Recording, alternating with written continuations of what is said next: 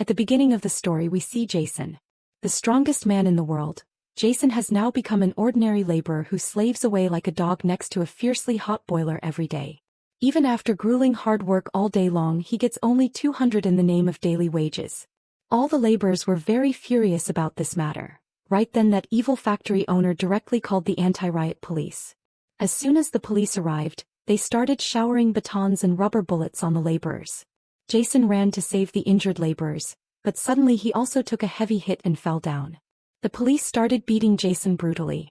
In anger, Jason grabbed a policeman's baton and slammed him straight to the ground. Then with that same baton he smashed the policeman's face. Then in anger he turned back and laid a policeman flat on the ground with just one stick. He started screaming at the policeman in anger.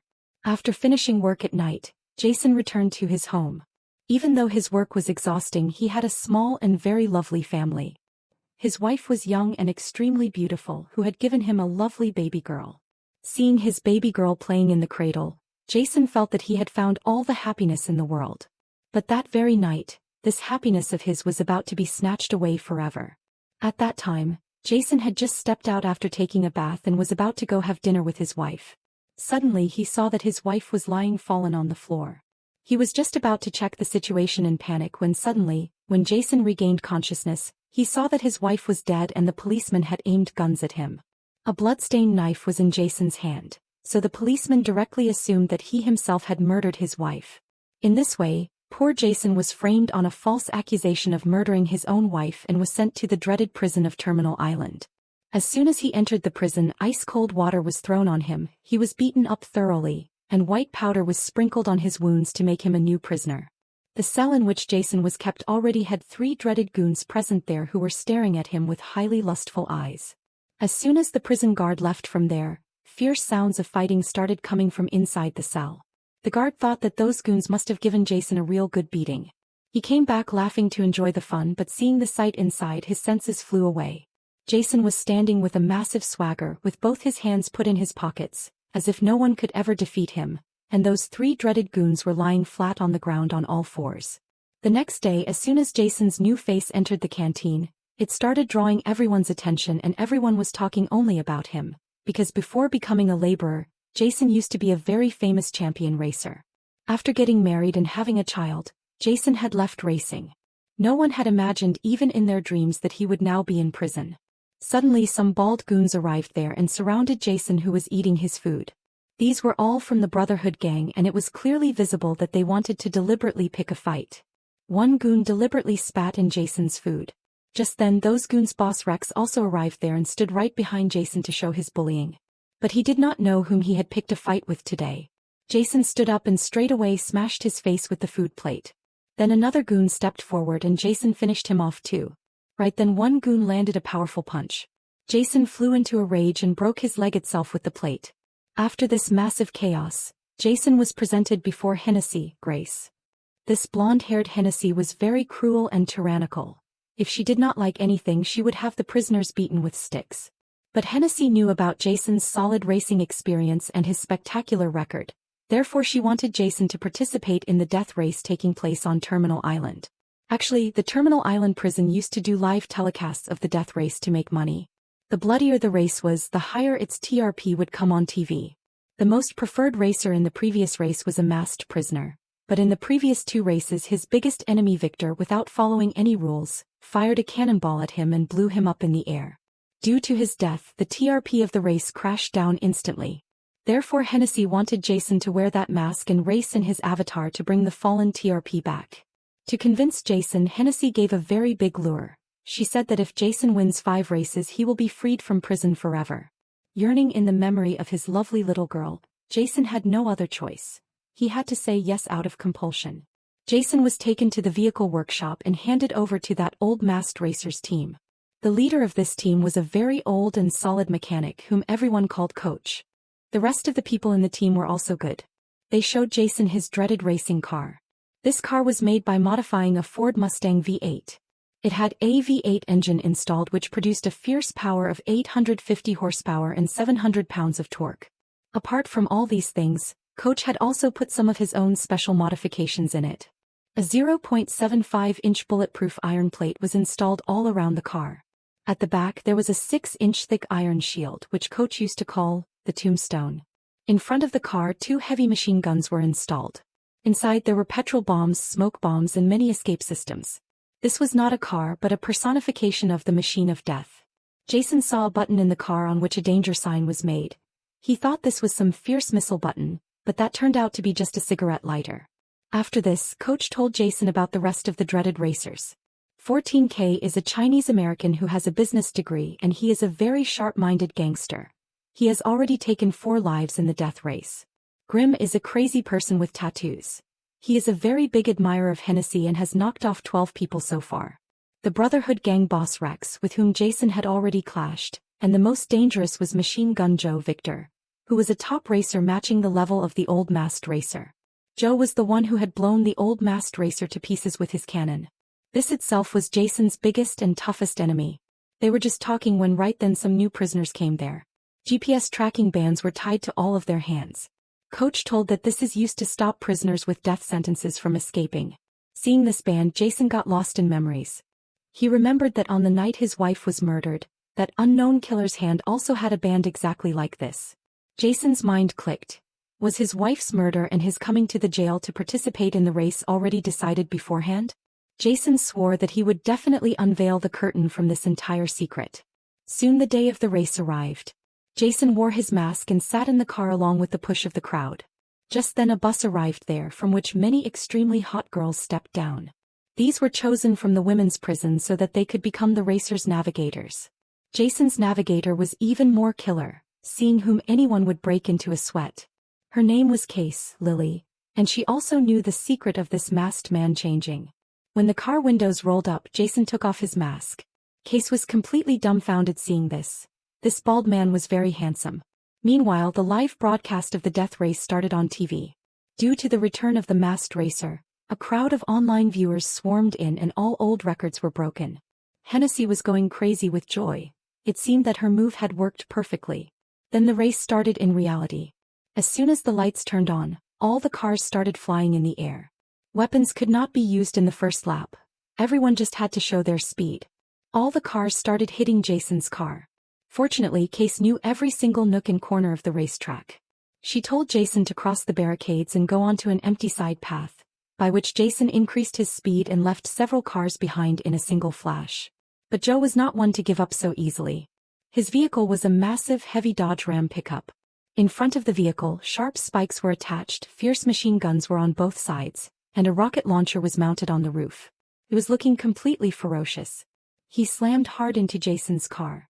Jason could not match him, therefore he had to turn rapidly towards a small path. On the orders of Hennessy sitting in the broadcast room, the car's weapon system was turned on. Now the racers had to drive their cars over the sword and shield signs made on the ground. Weapons were obtained from the sword button and defensive gear from the shield one. There was also a skull sign driving over which meant straight game over. The man with tattoos, Grim, had just killed an arrogant racer and was flexing a lot, but by mistake he came in front of Joe.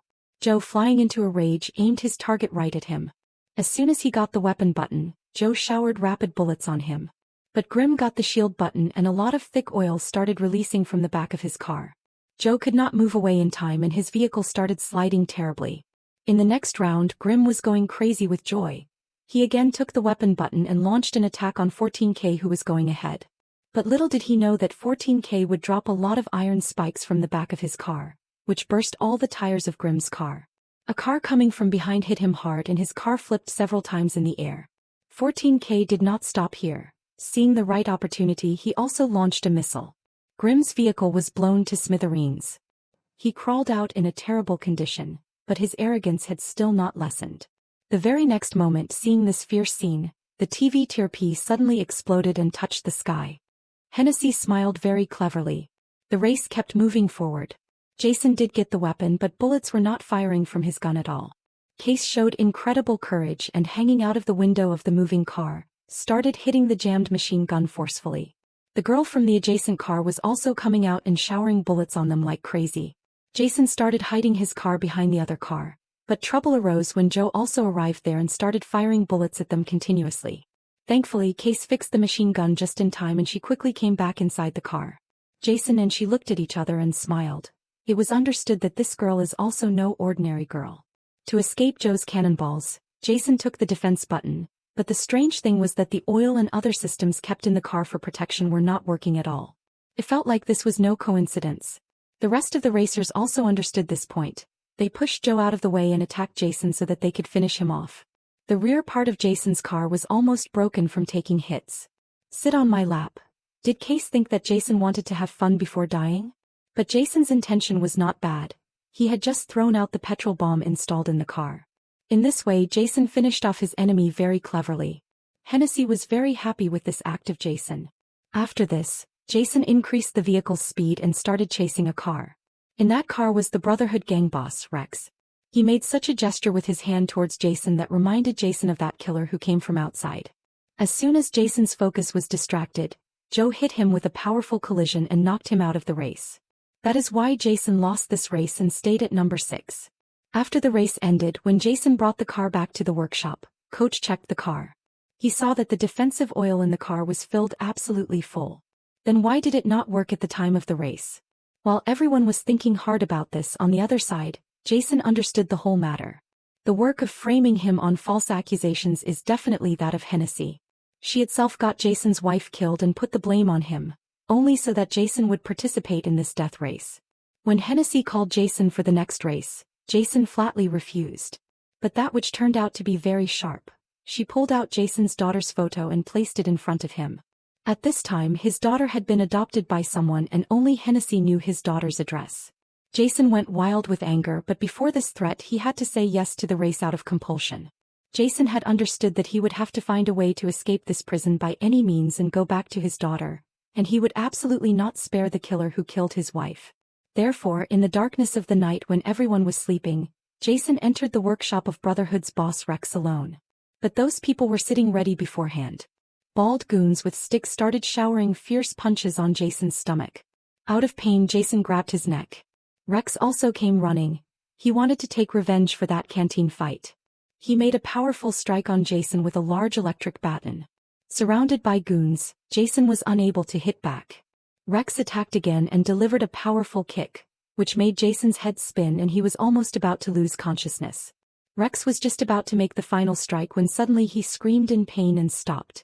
Actually, the fat boy from Jason's team had attacked from behind.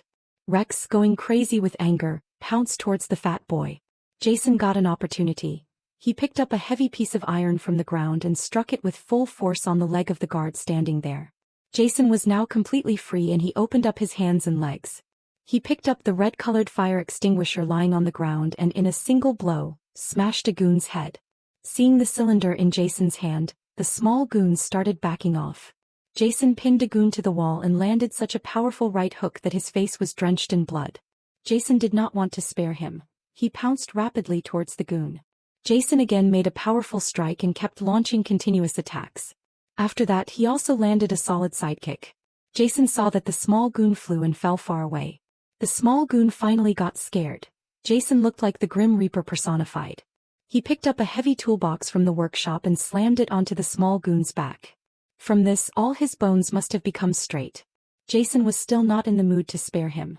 He grabbed his cheap vest, lifted him in the air and threw him away, after which he dragged the goon outside and got ready to make the final strike on him. The small goon gave up and spilled the whole truth. Jason's suspicion was absolutely correct. Hennessy itself had ordered him to do all this. Jason did find out the truth, but he was not going to leave him just like that.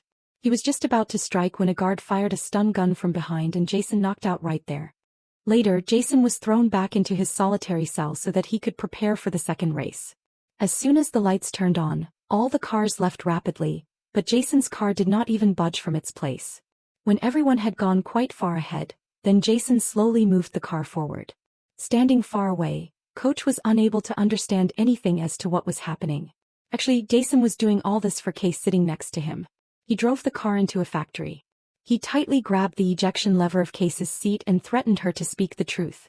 Why were her car's systems not working in the previous race? Did Case have a hand in this? Case at first did not want to admit it, but seeing her life in danger, she spilled the truth. She admitted that she herself had done all this, but because of Hennessy's threat. Hennessy's objective was for Jason to lose the race so that he would remain in prison itself and keep racing for them for his entire life. After knowing the truth, Jason increased the full speed of the car. He turned on the nitrous booster and the car, like a rocket, reached near the rest of the racers in the blink of an eye. He stared at Hennessy sitting above and swore that he would take revenge on this witch. Then he hit Joe with a powerful collision. Before Joe could understand anything, he fell to the side of the road. Jason did not hit him much because Jason's real target was Rex, the very man who had killed his wife. Jason reached absolutely close to Rex. Both cars collided with each other and sparks began to fly. Case was screaming, telling Jason to take the shield, but Jason did not listen to a single word of hers and straight away took the weapon button. He was completely ready to take his revenge. On the other side, Rex also got the weapon and he started showering rapid bullets on Jason. No one had imagined even in their dreams that instead of hiding, Jason would turn his car backwards and start firing with the laser cannon at Rex's car. Jason's car was running in reverse gear and fierce gunfire was happening from both sides. In a little while, Jason got the defense button. He immediately turned the car and started the smoke bomb. Such a fierce black smoke came out from the back of the car that Rex's entire car got hidden in it. He could not see the path 1 inch ahead. After Rex's car flipped, Jason also stopped and let everyone else pass ahead of him. As soon as Rex crawled out of his broken car, Jason reversed his car. He wore his mask back, stepped out of the car despite Case's refusal, and went to stand straight behind Rex. Jason snapped his neck with his bare hands. This was a direct, open challenge to Hennessy. Hennessy burned with rage seeing all this on camera, but she could not do anything to harm him. Therefore, to make the race even more dangerous, she ordered her most terrifying weapon to be deployed into the field. Upon receiving the order, a very colossal and dreaded truck, which they call the Big Monster Truck Dreadnought, came into the field. This big truck was filled with heavy-duty cannons and missiles. The cannons mounted on its roof started indiscriminate firing. Fire and only fire spread across the entire racetrack, and fierce explosions started happening everywhere. The smithereens of many racing cars were blown away. This colossal truck went straight after Jason and started attacking him like crazy, along with spewing fire from both sides too. 14K by mistake came to the side of this truck. Iron spikes came out from the truck's big tires and pierced into 14K's car. The beautiful girl sitting next to 14K was crushed into paste. Then from the back of this monster truck, a thick thorny chain came out and it gripped 14K's car. The truck's cannon turned straight towards him and 14K had to accept his death. Now only Jason and Joe were left in the field. Jason called the fat boy and said to give a message to Joe that both of us have to work together to finish off this big monster. Both of them together faced the powerful attacks of the truck and somehow brought their vehicles right in front of that colossal truck. Both matched their cars' speed equally and at the exact same time, pressed the death skull button made on the track. That biggest weapon of Hennessy was smashed to pieces so easily. Jason won this race. All the prisoners of the jail jumped with joy and started clapping for Jason. But the face of Hennessy sitting above turned yellow with anger. She was now regretting bringing Jason into this race because the matter was now going out of her hands. She swore that in the next race she would finish Jason at any cost. Anyway, the people of the world care only about the mask. What difference does it make to them who is inside? Before the final race, she called a meeting of all the prisoners. When no one was in the workshop, she had her goons plant a dangerous bomb under Jason's car. In the meeting, Hennessy announced before everyone that whoever wins this last race will be freed from prison forever. But Jason knew the entire truth inside. In so many years, no one had gone back alive from here. The woman standing in front was completely deceiving. After the meeting ended, Coach showed Jason a video clip. This was the same video in which Grimm's car had flipped and shattered to pieces. Jason instantly understood Coach's hint. This very video clip was the real master plan to escape from this jail. Therefore, Jason went alone to Joe's workshop and made the complete arrangement with him. A short while later, the final match of the death race arrived. Now only 2 people were left in the field to stake their lives. To defeat Jason, a whole line of rocket launchers was installed on Joe's vehicle, which could pierce any shield and was extremely dangerous. Jason also sat in his car. Case sat with him again, but this time, Case had already told Jason beforehand about Hennessy's bomb plan. It seemed that Case had now become a hardcore lover of Jason. As soon as the race started, both vehicles started talking to the wind. But the dishonest jail guards quietly turned off the weapon buttons of Jason's car and gave all the power to Joe. Now this was not a race but just a one-sided beating. The worst thing was that Jason's protective defense button was also not working. It seemed that Jason's defeat was now certain. Joe went crazy with joy and showered a rain of bullets on Jason. In such a situation, what could Jason do? He dropped the iron shield attached to the back of his car onto the path. Joe turned out to be very agile. He saved his car by taking a sharp cut. Jason kept speeding the car and finally he spotted an active defense button. Just as Jason was about to press that button, right then a powerful cannonball came from behind and it blew that very button to pieces. This ball was fired by Joe himself. He wanted to end the race and he fired several missiles at Jason. The missiles passed touching Jason's car and went straight to crash into the wall in front, causing a powerful explosion. But Jason did not stop. He, speeding the car, entered straight into that ball of fire, and along with this, Jason's car broke through the prison wall and went outside, and behind him Joe also came out. Actually, all this was a plan made by these two beforehand so that they could break the wall and become free. Both vehicles raced at full speed towards the bridge in front. Hennessy went wild with anger. She was made a fool of publicly. She immediately had the live telecast cut off and ordered her guards to go outside and capture those two. Right then Hennessy remembered that she still has one last move left, that bomb installed under Jason's car. She quickly brought the remote so that by pressing the button she could finish off that disobedient racer. Someone must be very angry at this time. No one can mess with my car. Actually, Coach had changed that bomb a long time ago and installed another one. Hennessy's anger reached the seventh heaven and she ordered a helicopter to be called. On this side, dozens of police vehicles were trailing behind both cars. Case got scared as to how they would survive now, but Jason had full confidence. He told Case to pull the lever in front. Actually, for ease of escaping, Jason had set a 5 kilograms petrol bomb in the car a long time ago. In this way both cars broke through all the police blockades very easily. After reaching a safe place, Jason and Joe said goodbye to each other and both started fleeing in different directions. Seeing the situation, Hennessy decided to capture Jason, but capturing Jason was not that easy. He looked into Case's eyes and disappeared by leaping from the car. Case kept driving the car. Nothing was clearly visible from the helicopter flying in the sky, therefore they kept chasing that same car. Case stopped the car at a deserted place, wore her mask and climbed onto the roof of the car. The policemen immediately surrounded her from all four sides.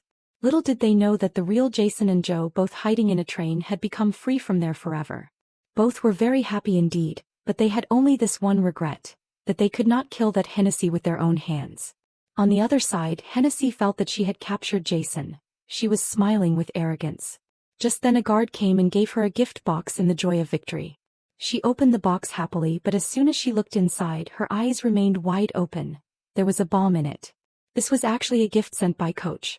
6 months later in Mexico, Jason and Joe together opened a car repair shop. Those people used to modify the cars of racing enthusiasts who called themselves a family. Suddenly a sports car came and stopped there and a hot girl stepped out from it. This was none other than Case. He hugged Jason with great love. After this, Jason brought his baby girl there too. It felt as if perhaps from now on this little baby girl would get a new mother. Along with this, the story of the film Death Race ends right here.